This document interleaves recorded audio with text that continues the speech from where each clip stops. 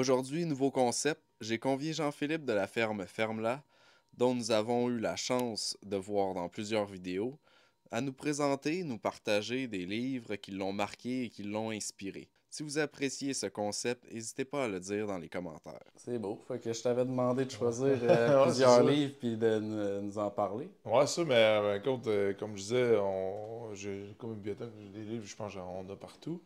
Mais On parlait de formation continue puis tout, ouais, fait c'est que ça. on est Fait dans la que thématique, là. c'est en plein ça. Tu sais, honnêtement, c'est quand même difficile là, tu sais, de De trouver. faire le choix. C'est comme des choix déchirants, je trouve, là, souvent. Mais je vais y aller des fois par des livres qui ont eu un impact, là, mettons, Ouais, sur qui ont moi. été inspirants puis tout. Euh, ce livre-là, c'est sûr que je pouvais pas en parler, Dominique Lamontagne. C'est une des raisons pourquoi qu'on est rendu en agriculture C'est aujourd'hui, là. juste le présenter de Ouais. même, ouais. C'est un La des... ferme impossible. La ferme, ouais. De la ferme impossible. Avec la préface de Joël Salatin. Ouais, mais c'est la raison pourquoi on est rendu en agriculture. Documentaire de la ferme dans son état. Ouais. Je Marc connais Séguin. Marc Séguin, ouais. Puis après ça, là-dedans, Dominique Lamontagne, que je connaissais pas dans ce temps-là. Je lis son livre, rencontre Joël Salatin. Tu sais, c'est comme tout ça qui est mis en œuvre. Fait que c'est sûr que pour moi, c'est le livre qui fait aujourd'hui qu'on est rendu en agriculture et qu'on a la ferme chez nous. Euh, Après ça, je voudrais parler d'André Voisin. En fin de compte, André Voisin, c'est un Français d'origine, là. En fin de compte, il a écrit ces livres-là en 1957, 1960.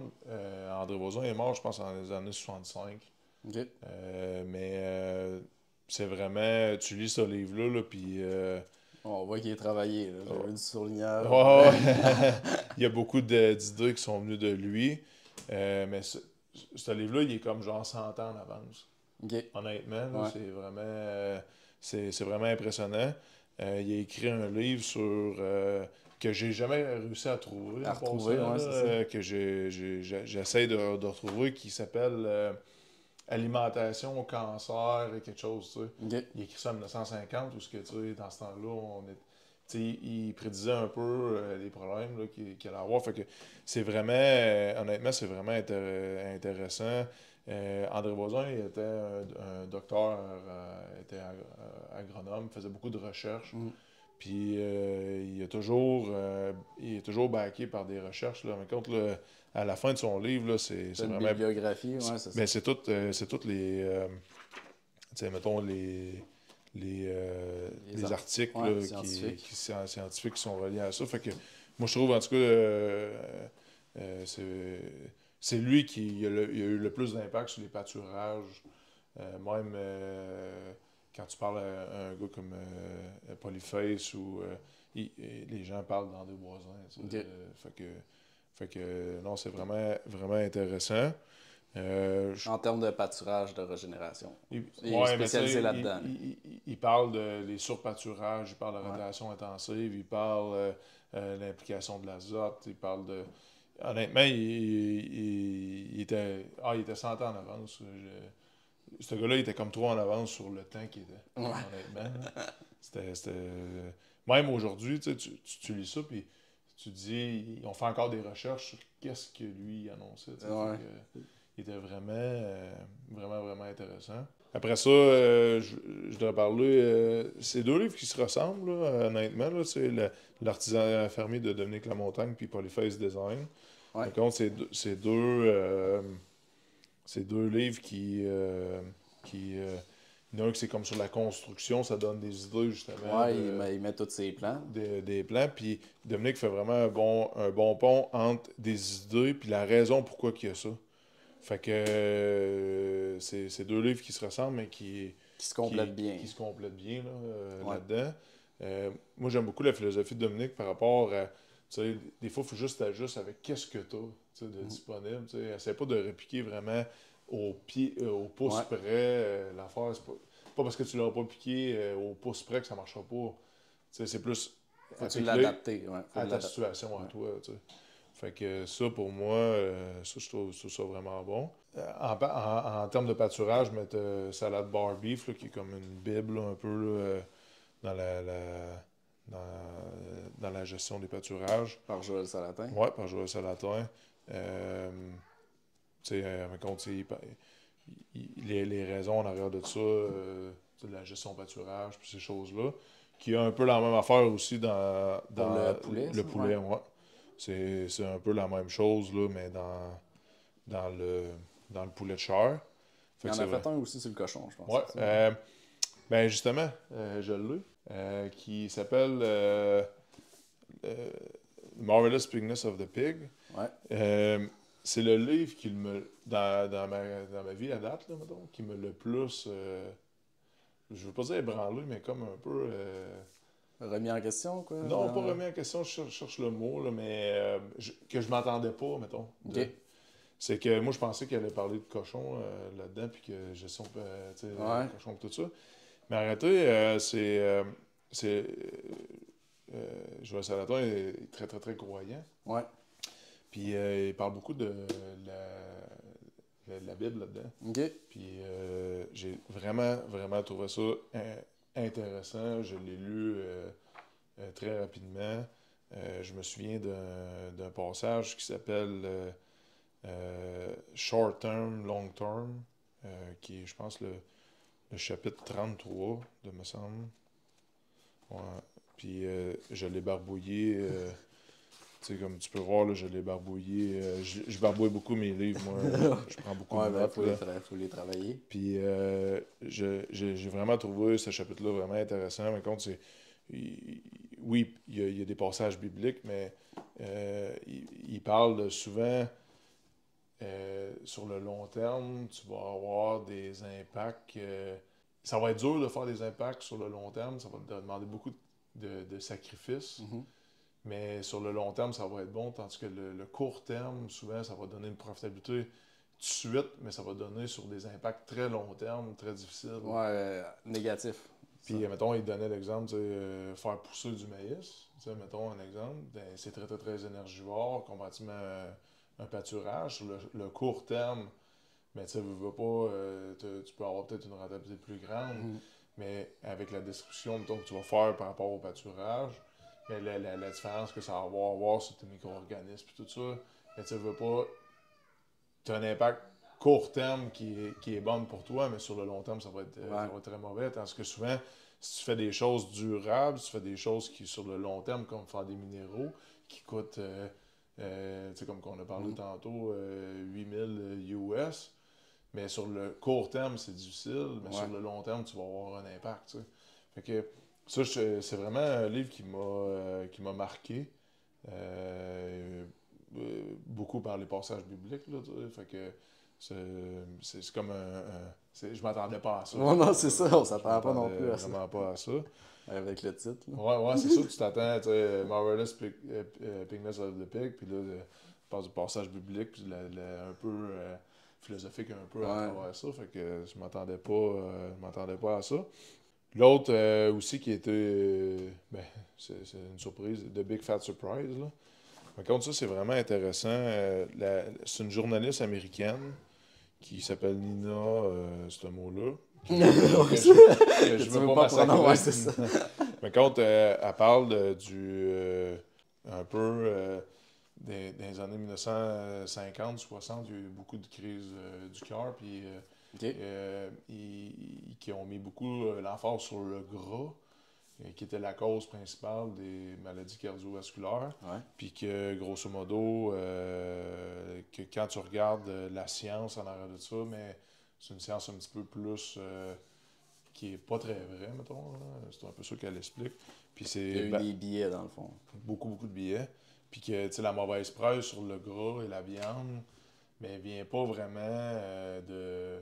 Tu sais, mettons, c'est plus été essayer de trouver une solution à ce problème. Tu sais, essayer de trouver un coupable. Là. Ouais. Et non vraiment tu sais, la vraie cause de ça. Puis ce que j'aime de ce livre-là, c'est que, tu vois, mettons, là, à partir d'ici, tout ça, là, Ouais. c'est toutes des références OK. scientifiques. Ouais, c'est appuyé, là. C'est tout, mettons, tu sais, j'étais un research, puis avec tous les principes. Fait que c'était vraiment une surprise pour moi, honnêtement. La seule chose que ce livre-là parle pas, c'est les bienfaits du pâturage. Enfin, là, il parle plus de la viande, des oméga 3, oméga 6, ces choses-là. OK. Mais c'est vraiment, pour moi, ça a été vraiment un bon livre. Tu sais, mettons, quand je parlais tantôt de la ferme impossible, mais là-dedans, dans la ferme, dans son état, dans le documentaire de Marc Séguin, il parle beaucoup du rapport, ça c'est le rapport Pronovo. Ouais. Puis le rapport Pronovo a 49 recommandations. Puis je trouve... Qui ont beaucoup été ignorés. Ignoré, Ouais, c'est ça. Ce que je plate un petit peu dans ça, c'est que c'est le gouvernement qui a comme demandé une expertise, puis que... Après, il l'écoute pas. Il l'écoute pas. C'est ça qu'on a dépensé de l'argent pour ça, puis il y a des choses dedans qui sont très bonnes, il y a des choses que, tu sais, je suis pas tout à fait en accord avec ça, mais ça reste que c'est un bon document qui a été produit, puis qu'on l'écoute pas, là, à cause surtout de la recommandation, je pense que c'est 43, mais peu importe là-dedans. Mais je trouve que ça, c'est un tu sais, quand tu vas être au courant un peu de qu'est-ce qui se passe dans l'agriculture au Québec, ça, c'est un... Ça a été produit en quelle année, ça En 2008. 2008. Ouais, il me semble que c'était en 2008. Puis la recommandation 43, c'est-tu lié à l'UPA. Ouais, c'est vrai. C'est ça, je pense. Fait que... mais il me semble que c'est 43 de mémoire. Là. Ouais, c'est sûr, ça a dû bloquer un peu le document. Ça a bloqué là, ouais. Ça a bloqué. Ouais, ça a bloqué là, vraiment, vraiment là, je pense. Mais il y a 2 recommandations qui ont bloqué ça, puis un autre que je me souviens pas. Mais c'est ça, je trouve que c'est vraiment un bon... Tu sais, puis tu le lis aujourd'hui, là, mais c'est d'actualité. Ouais, c'est comme ça. en 2007-2008 que c'était d'actualité. C'est vraiment un bon... c'est d'actualité. Tu lis ça et tu dis que on est dedans. Là, on est vraiment dedans. Par rapport à la foresterie, ça c'est L'homme et le bois. Ça a été publié dans je sais pas comment de millions d'exemplaires. Je sais pas combien d'exemplaires, mais beaucoup d'exemplaires. En plusieurs langues aussi, tu disais. Ouais, parce que dans le fond, ça vient de Norvège, ça? Oui, ça vient de Norvège, puis il est écrit je sais pas si on dit norvégien, là, mais il a été écrit. Puis là, après ça, il a été comme il a tellement été populaire qu'il a été traduit plusieurs fois. Je pense que ce livre-là, je l'ai lu de A à Z. Là, c'est vraiment intéressant. Plusieurs fois.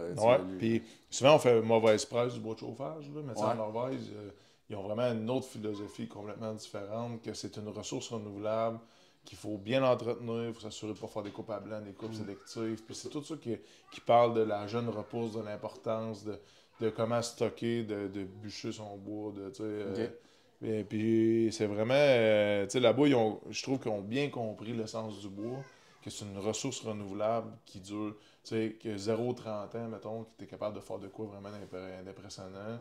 Il y a de la biomasse, le bois, c'est vraiment ça. Puis, d'où m'amène celui-là, que le 3 are the answer, mais c'est un peu... Patrick Moore, c'est un Canadien qui parle un peu justement du bienfait de la biomasse, puis qui parle des foresteries dans la même ordre d'idée que l'homme et le bois. Là. Fait que ça, j'ai trouvé ça vraiment... Ça complémentait dans le fond? Ouais. J'ai trouvé les deux qui avaient beaucoup de bonnes idées entre les deux, mettons. Qui étaient vraiment bons. Tu sais, quand on parlait, mettons, du rapport Pronovo, avec la ferme impossible, tout ça, mais ça, c'est le summum, là. Ça,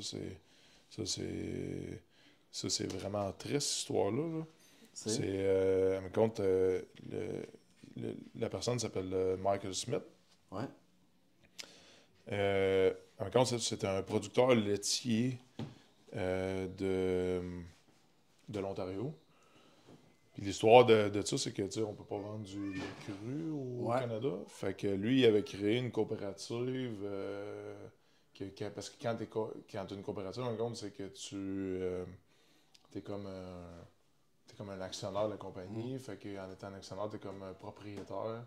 si t'es propriétaire, mais là, tu sais, comme moi, je peux me verser du lait cru à moi, tu sais. Ouais. Tu sais, je suis propriétaire de ma ferme, tu sais, je veux dire, je peux prendre le lait puis le consommer, mais je peux pas le vendre. Fait que, il y a créé une coopérative, puis il y avait des gens, puis il y a eu une police du lait qui a débarqué, puis elle s'est comme infiltrée. OK. Puis, Comme devenu membre, genre? Devenu membre, moi, puis tout ça. Puis là, mais tu sais, encore, ça marchait un peu, tu sais, il fallait que tu payes un peu ton lait, là. Ouais. Puis c'était comme une manière... il a fait de la prison. C'était comme une Ça, manière c'est au Canada, contournée. là. Ouais. C'est pas Cuba, là. C'est au Canada, là. Tu sais, je veux dire... puis il a fait de la prison. Puis, Pour avoir vendu du lait cru. Tu sais, ça montre un peu, des fois, les aberrances un peu dans ça, là. Fait que, c'est écrit comme biographique? C'est comment que c'est ouais, écrit? c'est vraiment bien fait. Honnêtement, c'est vraiment bien... c'est bien résumé. Il essaie pas tu sais, parce que...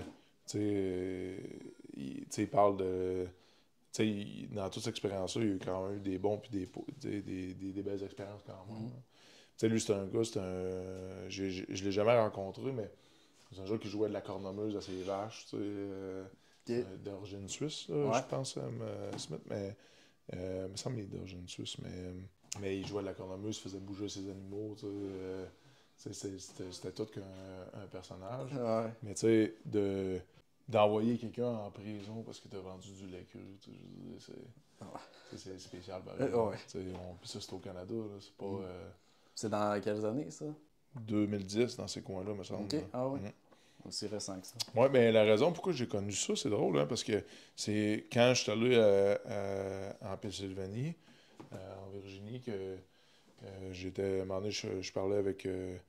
je jouais ça à la tonne, puis il me parlait... au Canada, il me parlait... tu dois connaître... il parlait de lui, Smith, ouais. Là, parce que lui, ça l'avait comme... marqué. Puis c'est à cause de lui que j'ai fait des recherches, puis j'ai capoté là, quand j'ai vu ça. Là, puis la presse, on n'a pas parlé beaucoup. Là, non, c'est ça. Fait que ça j'ai trouvé ça un peu triste comme situation de mettre des gens... puis quand tu penses à ça, on a payé des polices du lait. Des polices du lait, c'est spécial pareil. Ah, puis le dernier que je voulais montrer, par contre, c'est plus des livres de business, là. Père riche, père pauvre, puis l'investisseur intelligent. Benjamin Graham, un compte, ça a été écrit dans les années 1950, me semble. Puis, un compte, c'est que c'est des... Je trouve que dans l'agriculture, souvent, on parle pas... c'est une des business qu'on parle le moins de... Des aspects financiers. Des aspects financiers, tout ce qui est amortissement, capitalisable, dépenses, revenus passifs, actifs, coût de production, coût de production, rentabilité. On parle jamais de ça. Puis ça, c'est des choses que je trouve vraiment de taxation, de marge de safety. C'est toutes des choses qui sont importantes dans une entreprise. Puis il y a des raisons pourquoi que ta profitabilité, il faut qu'elle soit bonne. Parce que quand tu as des coups durs ou tu as des choses... c'est toutes des affaires. Quand le marché fluctue, c'est des affaires qui sont importantes d'avoir parce que c'est ça qui te protège là, un peu. Là, puis quand tu parles avec les agriculteurs, mais j'ai pas souvent ce langage-là comme quand tu parles avec un entrepreneur qui va te parler de l'importance. On dirait qu'il y a comme un tabou. Un tabou, il y a comme un tabou, faut pas que... moi, j'ai jamais une discussion, je pense, pour de vrai, avec un agriculteur qui m'a parlé de cash flow. Puis la première chose que tu t'assis avec un entrepreneur, peu importe c'est quoi, mettons, peu importe c'est quoi le business, qui vende des fleurs, qui fasse des maisons, qui fasse du béton, ou qui est une compagnie d'usinage, ou une compagnie de fournisseurs de services, tu parles 15 minutes avec lui. D'après moi, dans le premier 15 minutes, c'est sûr que tu as parlé une fois du cash flow.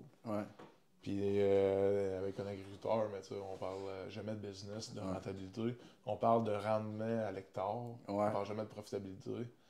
Parce que tu peux avoir des rendements à l'hectare débiles, mais combien d'argent qui rentre là-dedans? Avec la dépense, puis les amortissements que tu as dû faire pour te rendre là, avec la machinerie puis tout. Fait que moi, je trouve ça, tu sais, je trouvais ça quand même bon, là, tu sais, de... Mais dans le fond, c'est des livres qui sont plus axés sur la finance, mais pas nécessairement agricole. C'est ça que je C'est comprends. vraiment pas Ouais, agricole. c'est pas agricole. C'est zéro C'est agricole. juste pour. Ouais. Je peux te l'assurer. C'est zéro agricole. Mais il n'y en a pas bien des livres financiers agricoles. Non, il n'y en a pas bien, non. Non. Fait que, non, c'est vraiment. C'est vraiment. C'est pour juste, te mettre dans le minding plus. Ouais. Tu sais, il veut pas. Gérer ça comme une entreprise. Là. C'est une entreprise, Ouais, c'est c'est entrepreneur, puis tu sais, il faut que tes animaux soient bien, il faut que tes. Tu sais, je veux dire, tu sais, comme danseur, comme qu'on a vu, Ouais. un cochon qui dort avec une poule dessus ou une poule qui se fait transporter par un cochon, tu sais. Ça, c'est important, tu sais, d'avoir une bonne alimentation, ces affaires-là. Mais pour que ça perdure, il faut que ça. Il faut qu'il y ait une profitabilité. Ouais, c'est ça. Si t'as pas de profitabilité, ça peut pas perdurer, tu sais. Fait que, puis dans le modèle conventionnel, présentement, mais c'est difficile. Puis je pense que là, présentement, tu sais, on est comme, tu sais, ils annoncent toute une genre de récession, puis je pense qu'on va être dedans aussi. Les taux d'intérêt qui vont monter, tu sais, déjà l'agriculture allait pas bien. Diesel aussi, comme on a parlé. Ouais. Toute l'agriculture, ça marche au diesel. Au diesel, tu sais, tous les intrants, il faut que tu achètes avec l'inflation qui a monté. Puis l'agriculture allait pas bien déjà, tu sais. Elle allait pas bien à des taux d'intérêt de 2-3%. Tu pensais à 6,5 comme qui est sorti. Honnêtement, je pense que ça va être difficile là, pour certaines fermes là, au Québec, là, malheureusement. Puis je souhaite pas des malheurs à personne, mais je pense que ça va être difficile. Fait que, puis ça, mais tu sais, je veux pas le côté business de ça, on l'a moins en agriculture. Souvent, c'est le côté business puis marketing aussi.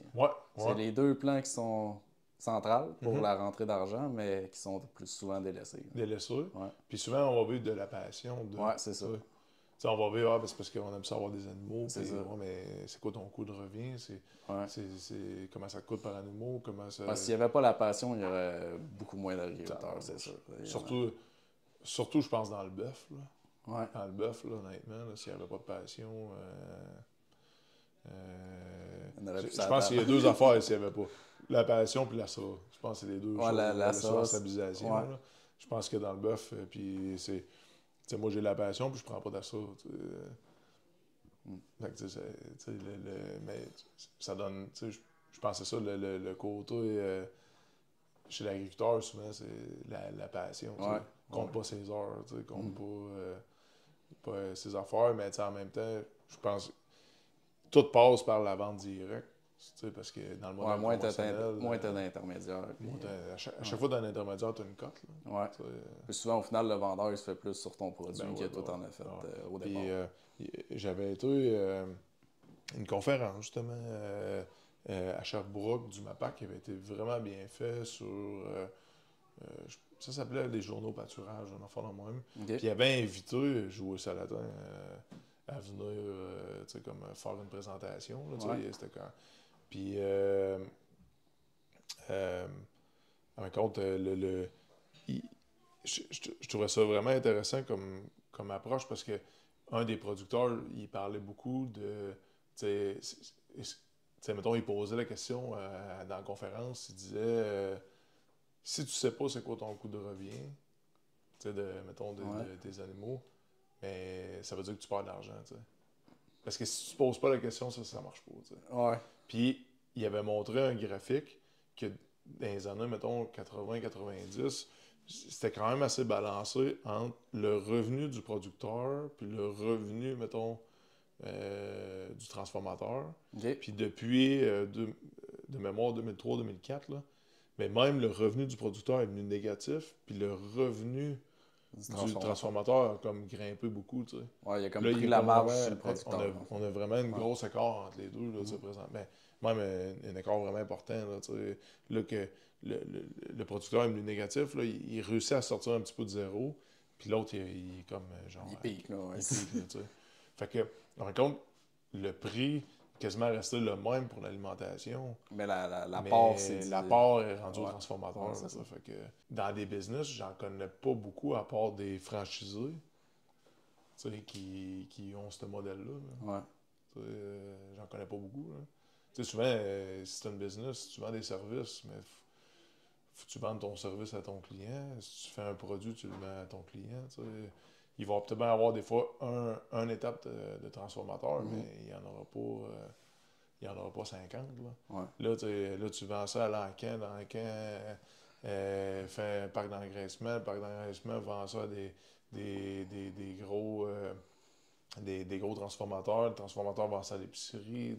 Il y en a des couches. Là. À chaque couche, il y a de quoi qui revole. Puis là, mais c'est ça. Fait que moi, je trouvais c'était important de s'instruire en business. Il faut voir ça comme une business. Il faut voir ça que... Ben, on n'a pas le choix si on veut que ça dure. Sinon, pour la pérennité. Le développement durable, honnêtement, c'est une business en santé. Si moi, mettons, je fais les plus beaux pâturages, les plus belles choses pour la terre, que tout marche, mais si je suis pas viable dans le temps... si t'es pas viable économiquement, ça ne marche pas. C'est ça. Fait que ça, pour moi, je trouve que c'est vraiment, vraiment important. Puis, tu sais, une affaire que j'admire de Polyface, c'est qu'il en parle beaucoup de ça. Tu sais, lui, il parle souvent de son expérience que quand il était jeune, il a vécu pendant... Au Venezuela, c'est ça? Oui, il a vécu au Venezuela, mais quand ils sont allés aux États-Unis, il a vécu dans le grenier de la maison de ses parents avec sa blonde, avec sa femme, pendant, je sais pas, X temps, que là, le revenu, tu sais... Il y avait un char à 50$, un affaire de même. Ouais, puis que là, c'était juste son revenu. Tout le revenu qu'il faisait de la ferme était juste comme pour la ferme, puis le revenu de sa femme était comme juste pour payer comme un peu. Mais là, tu sais, il dit on faisait nos propres poulets, fait que on n'avait pas vraiment besoin d'aller à l'épicerie ou ces choses-là. Là. Mais, tu sais... Il met l'aspect financier de l'avant, puis c'est rare qu'on l'entend. Je trouve que c'est... Ouais, exact. Économiquement, je trouve que c'est rare qu'on entend parler des agriculteurs qui parlent de l'aspect financier. Puis c'est une des choses qui est plate à parler. Je suis pas... J'aime bien mieux parler de pâturage, puis de gestion de pâturage, puis de minéraux, puis que de parler de cash flow. Là, mais c'est un mal nécessaire que si tu le fais pas, mais ça durera pas. Puis c'est un passage obligé que tu n'as pas le choix. Comme quand on envoie nos animaux à l'abattage.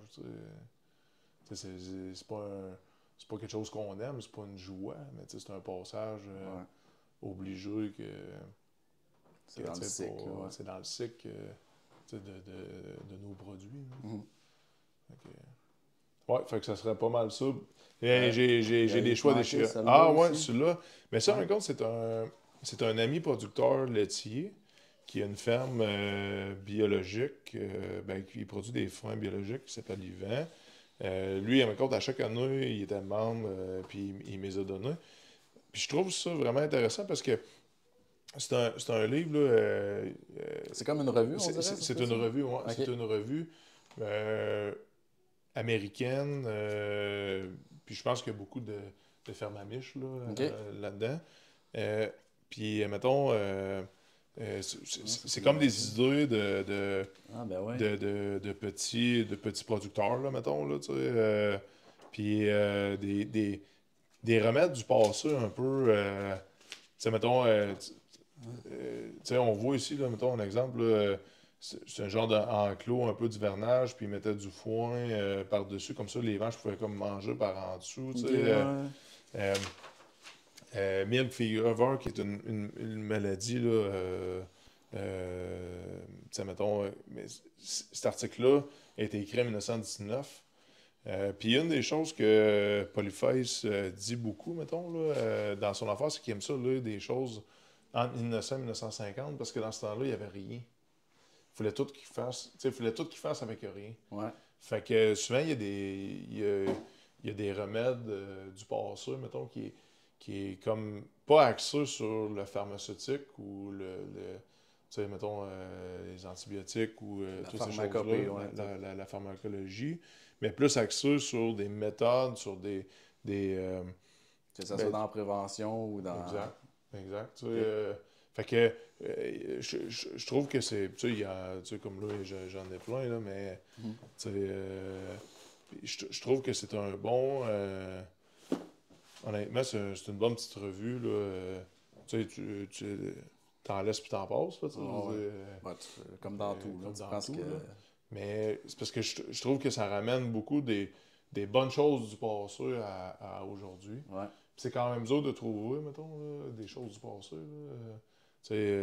Des André Boisin qui ont écrit en 1950 que là, j'ai de la misère à trouver un autre de ses livres. Là, qui était. Fait que lui, je pense qu'il a écrit 4 livres, puis là, j'en ai 2 sur 4, mais. Fait que je trouve que c'est comme un bon résumé de choses du passé. Okay. Fait que. Puis, honnêtement, je trouve ça beau. Oui, c'est des belles revues. Là. Des belles revues. Là, justement, on voit comme un veau. Ben, c'est un taureau, là, mais un taureau du passé, quand on parlait de tonneau, là, course sur pattes. On voit ça, grosse gueule, grosse fourragère là, pour pouvoir manger beaucoup de matière sèche. Fait que, ça, c'est souvent du passé, mettons. Là. Fait que je trouvais ça intéressant et qui m'avait passé ces revues-là. Là. Fait que, puis c'est le même que je l'ai découvert, puis c'est toujours des belles illustrations. Oui, ils ont l'air bien fait. Ouais. OK, cool. Good. Fait que ça ressemblait pas mal à ça. Super, merci. Good.